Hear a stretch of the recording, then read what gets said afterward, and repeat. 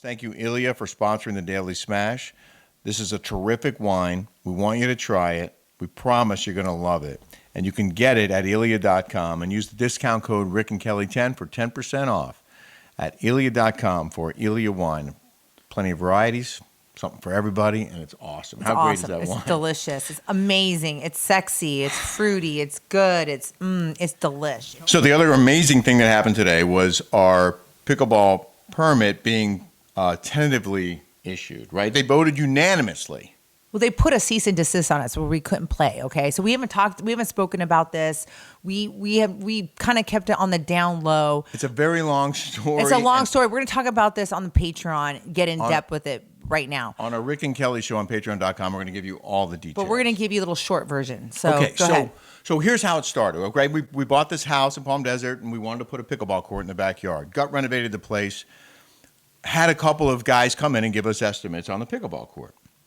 And Farendale Tennis Courts, the guy told us, I asked him, do I need a permit? Because I've never built a pickleball court before. And we needed permits for everything else, right? We needed permits for the footings for the roof, permits for parts of the pool remodel we did. So I said to the pickleball salesman, do I need a permit?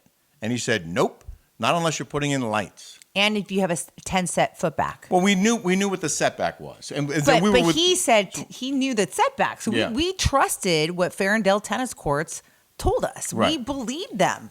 But he was wrong. Because in the city of Palm Desert, you need a permit for any sport court. Basketball, tennis, pickleball. You need a permit. So we could have applied for a permit in March of last year. And I don't think anyone would have objected. And by the way, no one even knew what pickleball was really. Like it's just now really gotten big in the last year. Yeah. We were ahead of the curve. Right. So anyway, we paid a guy, whatever it was, $35,000 for the pickleball court was the price. And they built a court and we don't have a permit because we didn't know we needed one. And Kelly's brother came to visit and he and I played a late night pickleball game, 10:30 at night. And we had a couple of drinks and we were too loud. And I realize that now, but at the time I had no idea I was bothering anyone. Our backyard neighbor lives right over the back wall, architect. His name's Gregory. Jeff Gregory. He's an architect, and he is probably you got to see his house. I don't know how he's an architect, but that's so in my opinion, and you guys would agree.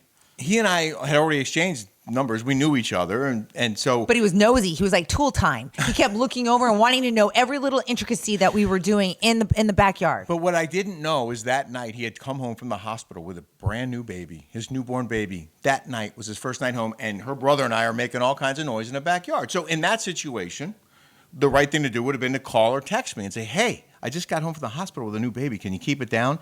We would have stopped the game right then and there. That would have been it. But instead, he called the cops. He called the cops. The cops came. I think it was the next morning. Then the neighbor Wait. Let me tell it wasn't cops. It was code enforcement. And they informed me that I needed a permit. And that started the process of trying to get a legal permit for the court. That guy, Jeff Gregory, who's an architect, he already has it in with the architect community. He knows that we didn't have a permit. He already knew we didn't have a... No, he already knew we didn't have a permit. Anyway, so the girl 2 houses down comes over with a bottle line out acting all nice. She's forcing herself. I told you guys this story before, if you guys follow me for a while. And so she wanted to look around and whatever. And then she said, do you know they're my best friends, Jeff Gregory. Yeah. And they just had a baby last night. And we like things to be really quiet around here. Okay? So I thought that was very weird, very bizarre. Whatever. So well, it turns out she was one of the people, two neighbors who were complaining about our court. Now, I respect neighbors' rights to privacy. Believe me, I do. And if I knew that we were making too much noise, we would have stopped making noise. I would not have played at night ever again, and I would have been conscious of the noise because I didn't know my neighbor had a new baby. He didn't tell us. Well, actually, we just were having fun, but that will never happen again. So then begins the process of trying to get this permit. And I had to submit plans of the backyard, show all the setbacks, which were not an issue. We were in discussions about how to mitigate noise on the property, and we talked about putting in trees, and we did. We put 50 ficuses, 50 ficus trees around the court, between the court and the wall, to soften the sound. It's a really long story. Yeah. Eventually, the city calls and says, you need to do a decibel reading before we'll give you your permit, and you have 15 days to do it. And in the meantime, here's a cease and desist. Because the neighbor complained again because we played pickleball again, and we still hadn't gotten a permit. I was waiting for the city to come to me. But that wasn't at night. We played during the day. Yeah, during the day. So they put it. The city puts a cease and desist. They complained again. They complained. Yeah. And go ahead. So we had to get a decibel reading. And that thing cost $5,000. $5,300. And the problem with pickleball, as you may know if you play, is that it is a loud sport. It's like, wait, I haven't gotten to that. I'm building up to it. All right. This is our paddle, which is an awesome graphite paddle. This is what people play with. Right. You can get this on pickleballpartytown.store. This and our balls. Balls are quiet. The racket makes the noise. So her cousin Tony goes, everyone thinks the ball makes the noise. you're going to have to play quieter if you want to pass this test. Let me make you a quieter racket. He's an engineer. And he came up with this brilliant, and I don't want to go into too much detail because it's proprietary and we're going to market these. Yes. But it is a wooden paddle that is whisper quiet. Okay? Whisper quiet. Look at this. I This just one's got this not quiet. Okay? I just bought this pickleball paddle from TJ Maxx. Okay? This thing is quiet. So we made 4 of these. For our custom paddles. We made 4 of them. Played pickleball doubles with the sound test, and we passed. We passed. We passed the test. We would not have passed the test with those graphite paddles. Now, you might say the graphite paddle is a better paddle to play with, but if we want to be able to play on our backyard There's all court, kinds of tools. It's just like having a baseball bat. There's aluminum bats and there's wooden bats. There's different kinds of pickleball stuff. And you know what? We're not professionals here, okay? Like, let's just we're not be even honest. that good. Let's be honest. We're not even that good. We're not. But we have a court in our backyard, and we like to play, and we wanted to play on our backyard court. So the city wanted more information about why we did so well on our decibel test. And wait, no, then we get a renter last month for $19,000. They wanted to play. We said we couldn't play. We had to kick them back another freaking $5,000. So this thing has cost us thousands and thousands and thousands it of has, dollars. but this story does have a happy ending, okay? Because we presented all of this to the city. We showed them that we can play pickleball quietly and that we'll abide by the rules of 7 a.m. to 10 p.m. and no overnight playing. We maintain those hedges at a height of 8 feet. We put up a sign reminding people no loud music or loud boisterous play when you're playing pickleball. A couple other minor things. But there was one item on the list of things they wanted that they stuck in there until the last minute. At the 11th hour. They questioned the setbacks. They questioned the setbacks. The team that feeds information to the ARC, all of a sudden they have an issue with the setbacks. Well, the playing surface is 10 and a half and 11 feet from the walls, but the edge of the out of bounds concrete pad is like 5 feet, 5.5 feet. You know what? It's immaterial. You're not playing on that. I could concrete the whole backyard if I want to. Yeah, we can pave the whole yard. We can pave it. It's not no about law there. against that. Yeah, and by the way, half my backyard is a concrete jungle. We have 2,500 square feet of concrete pads around the pool and patio area. Right. We already have 2,500 square feet. It's the playing surface. Plus the pickleball court. So we could have paved the whole backyard. Right. What's the difference? Yeah. But they said, because you're not 10 feet from the wall, you need a fence, a 6-foot fence with acoustic panels on it. That's what they told us this morning. Yeah. Hang on a second.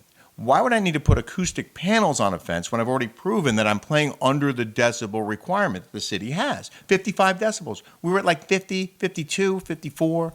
We're under the limit. I felt like I was going into a restaurant with a mask and then taking it off when I sat down. I felt like that. It's like, this is not right. This just makes no sense. We already passed the sound test. Why would I have to put up acoustic panels, which are not cheap, by the way, and a 6-foot fence inside our property? Look at how beautiful our backyard is. Look at how beautiful that pickleball court is. Now you're going to tell me I have to put a 6-foot fence completely around that court with these acoustic panels. You can't even see the court. Now that's an eyesore. Totally. And we beautified this neighborhood. I mean, that house was a freaking sober living house. It was like a crack den in there. It was a dump. It was a dump. You guys saw it. We upgraded every bit of it. So I prepared a 3-minute statement like I did last time. We go to the hearing, drive to Palm Desert today, go to the hearing, And it goes on for like an hour. More than an hour and 29 minutes. An hour and a half. Over an hour and a half. But a lot of that was just them debating the fine print and is a fence a wall, and does a wall count as a fence? And then they really didn't about the height of the wall. So I said, well, can we have a three? Actually, I said that. You did. Okay. But I thought I made a good argument to the ARC about why we deserve to have this court and why we didn't need the fencing or the soundproofing. But when we got to the end of the meeting, they got into this minutia and they were saying, well, this might require a variance if we vote in favor of the court without a fence, because they weren't sure if the guidelines require a fence or not. And finally, I just said, and this is after an hour and a half, I said, how about this, guys? I will agree right now to build a 3-foot fence completely encircling the court. Then that answers your issue and your worry about whether or not this sport court needs to be fully fenced in. I'll put a 3-foot fence around it. I'll call the guy today, and we're done here. Oh, and by the way, I wanted a fence because I kept, when I was playing pickleball, they were going in the pool. It was so annoying. The balls are rolling in the pool. Yeah, they're rolling in the pool. Grass so I was like, because he didn't want to pay for the fence, let's just be honest. And I was like, yes, I got my fence. You got your fence. Yes. So after I said that, they voted unanimously to approve our court.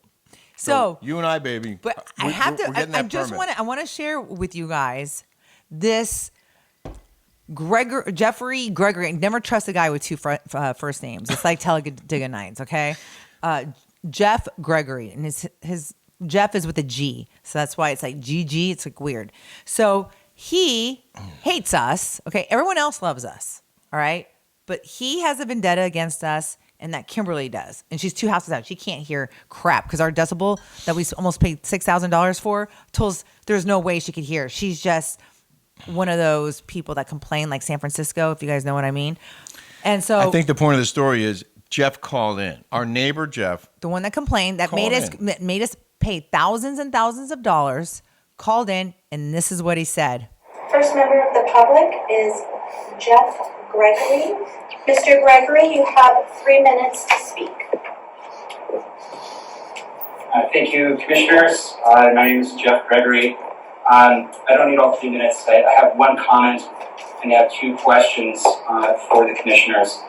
The first comment is with respect to all the discussion about these paddles that are getting patents that are, the goal is to sell these online for marketing, for making money. So my comment is, it appears that the goal for the applicants is to make money over being a good neighbor, for making money. For making money. My comment is, it appears that the goal for the applicants is to make money. To make money. Being a good neighbor. Than being a good neighbor. Let me pause right there, because when we showed the panel our paddles, one of the guys was like, wow, you could probably make some money on that. And I said, funny you should mention it, because we believe now that we have proven, and I'm a storyteller, I love good stories, this is a great story. We proved that we can make a paddle that will be quiet. You can play pickleball quietly. We have done it. We have proof. We did it. So yeah, we might market it. So this guy's only complaint is that we might make money off the thing that helped keep the game quiet, so he's not bothered by the noise. Wait, first of all, he's the one that complained. We are being good neighbors by inventing something that we could play quietly to appease you. To solve the problem. You damn F. We solved the problem. And this guy's complaining because in the end, we might make money on the solution. We live in America, right? Well, this is the land of opportunity. You could do anything and everything within the law. So you're jealous that and you're an architect, and I know your house is much nicer. Our house. It's a great house. Is a great house. This guy, whatever his name, Jeff Gregory, okay? Yeah. His house is so ugly. It's right on Shadow Mountain, and he is coming to these. This is a public hearing, by the way, so you guys can Google him and whatever. He is complaining about us playing pickleball. We're trying to find a solution, and then it's just unbelievable. This is subjective, not objective. This guy has a vendetta against us, and I don't know how anybody cannot see this. And by the way, that Kimberly McFarland, her husband's an attorney. He was there in the background. Didn't say a word. All right, so he's an attorney. You know what? They're harassing us right now. Well, they're not harassing us anymore because they said their piece and the panel voted unanimously to give us our permit. Right. Now, we have to meet these requirements, and we will. And we're very, very grateful to the city of Palm Desert for its actions today. Okay? And let's keep it positive. Having common sense. Yeah, but really, but let's keep it positive because these guys were on our side. They sympathized with us. They said how they felt badly for us because we did jump through every hoop. We did go to a lot of trouble and had to deal with a lot of nonsense to get to this point. Can you believe this neighbor said this? Can you believe this? Yes, you know or what? no? We're long, so All I'm right. gonna stop it there. And we'll take this on Patreon. We're taking this on Patreon. We'll go deeper and further. We're going deep on Yeah. this. We're going deep. Okay. Balls deep. Exactly. But let's just wrap it up by saying, first of all, I'm grateful for you. I'm grateful for you. I'm grateful for the Lord. I'm thankful for all of you. I'm thankful for my parents. I'm thankful for my daughter. I'm thankful for everything. And so God bless all of you and thank you so much. I couldn't have said it better myself. We live in a great world. Yes. There are great things, great people. Yeah. Sometimes some people are good. And it's all of you guys. No, there's a lot that aren't. I'm going to go sit in a booth at the Angels game. Yeah, he's going to do his announcing, and I'm going to watch him. Now batting. Ladies and gentlemen, please remove your caps for your national anthem. Okay. Good night, everybody.